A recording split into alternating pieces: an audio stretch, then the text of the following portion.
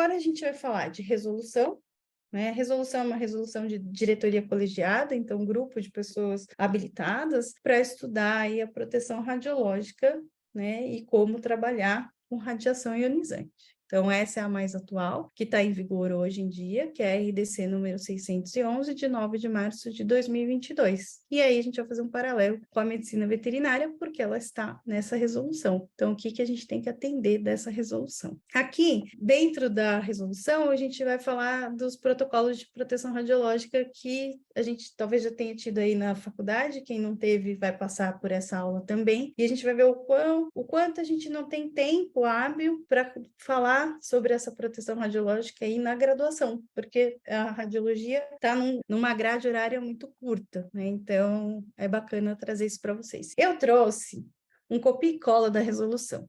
Conforme eu for lendo, eu vou fazendo os comentários aí tangentes à veterinária. Tá bom? Então, o artigo 1º dessa resolução tem como objetivo estabelecer os requisitos sanitários para a organização e o funcionamento de serviços de radiologia diagnóstica ou intervencionista. Então, aqui a resolução vai tratar de como o serviço funciona, como você tem que fazer com a sala, com os equipamentos, com as pessoas, com a exposição à radiação. E, principalmente, e eu acredito que é o maior avanço dessa resolução, é regulamentar o controle das exposições médicas, ocupacionais e do público, decorrentes do uso de tecnologias radiológicas, diagnósticas ou intervencionistas. E aí a gente começa a ver que, às vezes, é difícil entender o que é uma exposição médica e o que é uma exposição ocupacional e o que é uma exposição do público, uma exposição natural. Então, tem diversos termos técnicos nessa resolução que não são explicadas na resolução.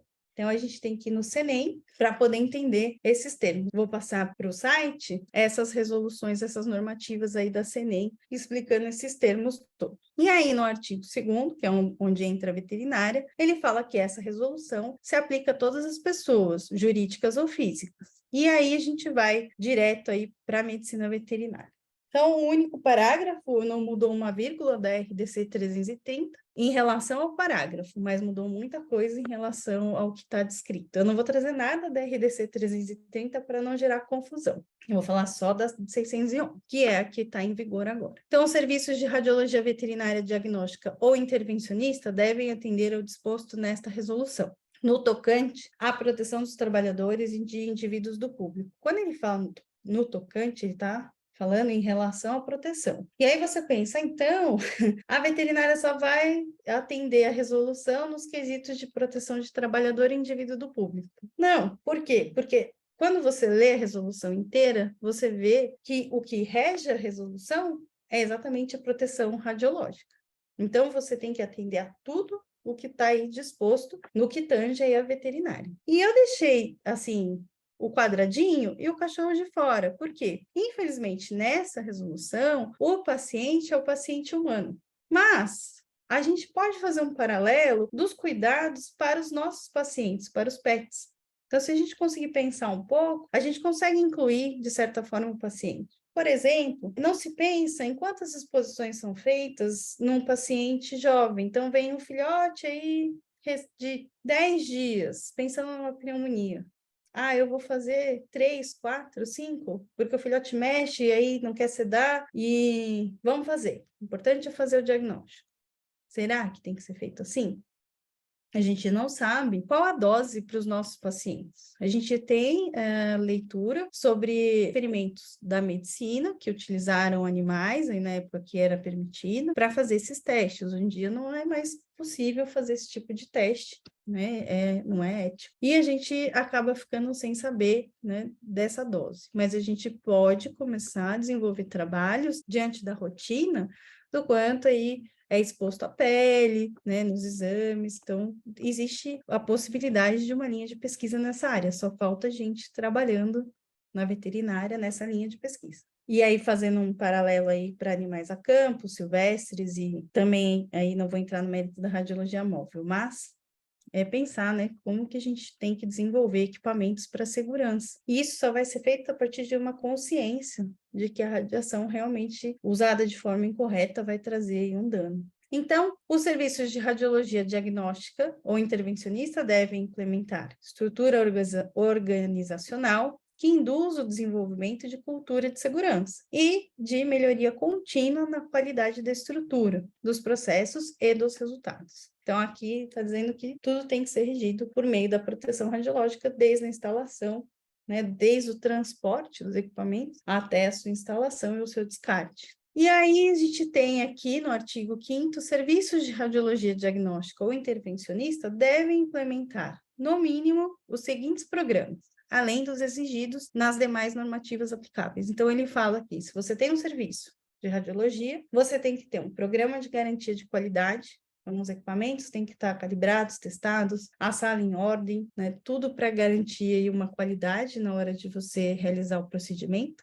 Um programa de educação permanente para todos os profissionais. Então, quando você tem esse equipamento no seu laboratório, na clínica, no hospital, onde você vai prestar um serviço, tem que ter um treinamento de toda a equipe, desde a equipe do agendamento, para informar como vai ser feito o exame, né, e todo mundo ciente aí dos riscos da radiação, não só os profissionais radiologistas. E o programa de proteção radiológica.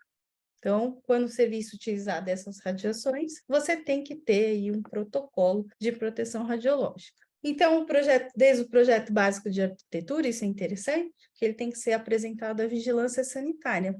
Então, se você vai instalar, vai começar um serviço de radiologia, você tem que apresentar o seu projeto à Anvisa, né? Então, isso é importante a gente saber que a gente está aí tendo que conversar aí com a vigilância sanitária. E fazer em relação dos equipamentos, a planta baixa, como que vai ser o layout da sala, tudo isso.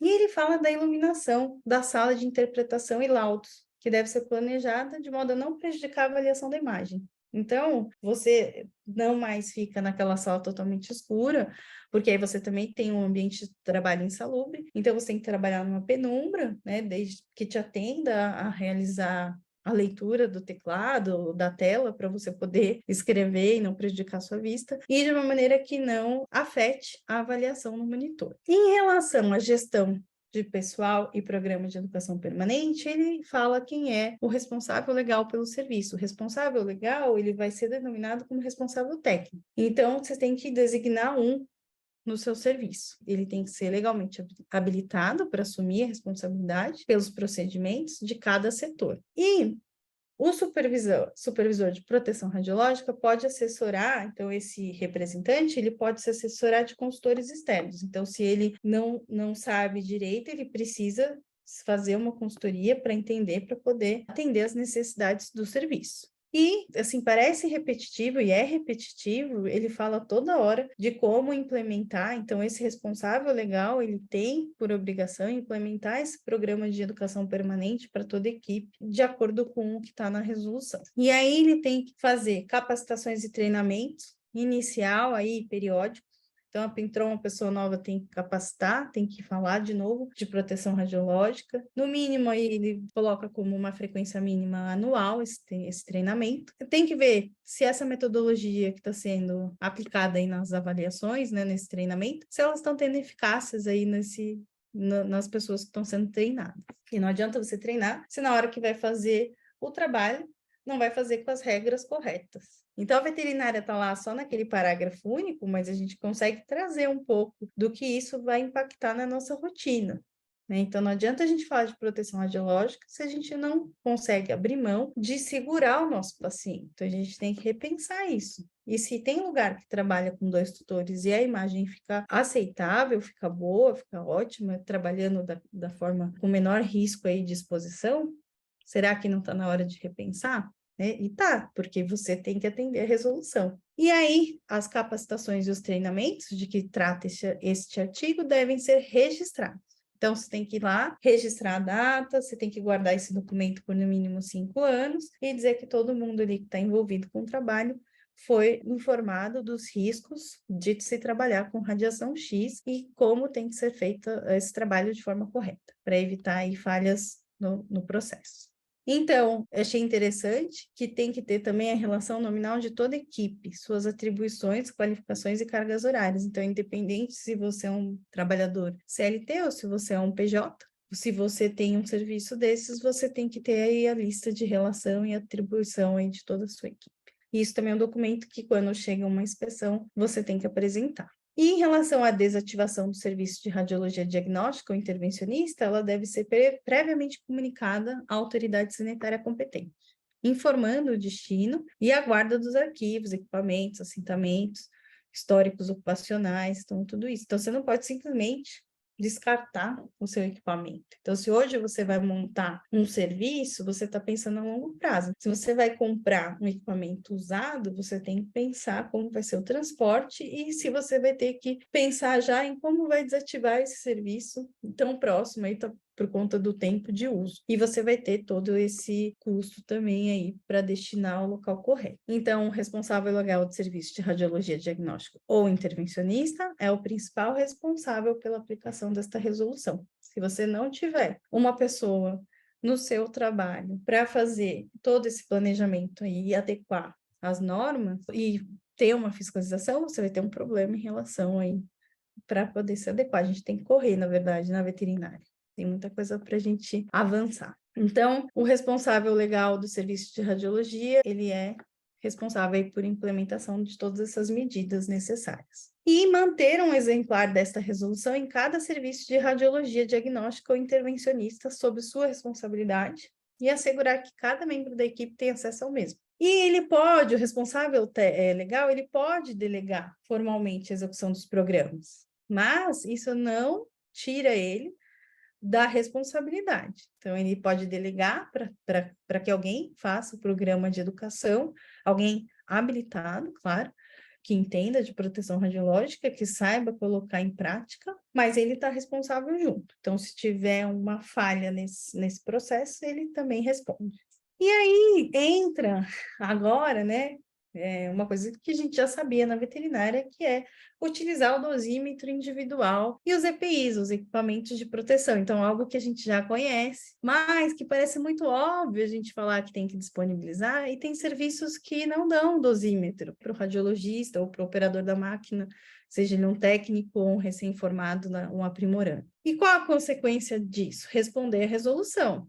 Né? Porque o dosímetro é a única maneira da gente assegurar que o trabalho está sendo feito da melhor maneira possível. Só que ele tem um custo para o empregador. Então, o custo não pode ser maior do que a proteção e a segurança do seu trabalhador. Então, você tem que disponibilizar aí ou cobrar no seu serviço o seu dosímetro, que é a sua única maneira de saber o quanto você está trabalhando de forma responsável ou não, né, em relação à radiação X. E lembrar sempre que se você trabalha com radiação X, quando você tiver suspeita aí de gravidez, você tem que imediatamente avisar e não trabalhar mais nem à frente do biombo, nem atrás. Você tem que fazer as suas tarefas aí se você for médico veterinário radiologista, que é o que a gente está falando do curso, né, laudar, né, ter essa experiência de discussão com o clínico sobre o caso, fazer a parte médica aí das aquisições das imagens e resultado. Claro que você estando grávida e você fraturar o braço, por exemplo, você vai fazer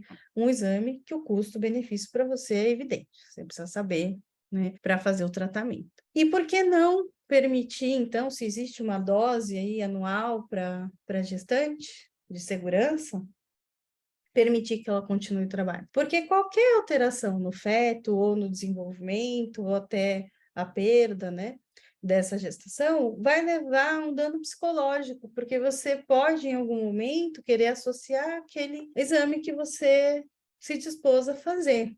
Então, por isso que é totalmente proibido, porque você tem, além do efeito deletério da radiação em você e no feto, o problema é de saúde mental. Então, é super importante levar isso a sério. Então, aí, os conhecidos dosímetros, e aí tem se discutido um pouco na veterinária, se por conta de trabalhar aí à frente do biombo, utilizar dosímetros de dedo, que vão dar uma noção mais real do quanto a gente está se expondo, do que um dosímetro desses de peito, né, de colocar aí no bolso, ou o relógio também é uma opção. Então, isso tem sido uma discussão, mas será que a gente tem que realmente se expor de forma contínua? Ou será que a gente guarda esses momentos para aqueles momentos que realmente seja importante você aí entrar com a sua experiência, né?